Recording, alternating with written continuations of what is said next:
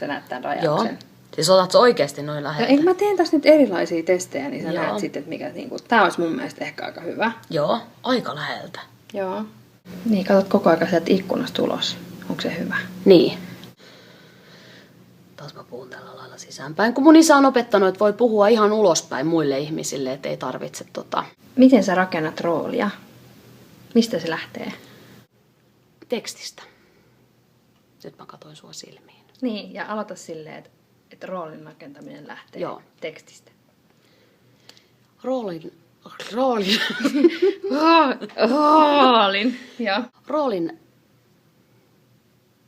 roolin rakentaminen lähtee tekstistä minulla ja siitä tekstistä. Mitä se teksti kertoo? On se sitten sketsi tai näytelmä tai mikä tahansa, niin kyllä se sieltä tekstistä lähtee.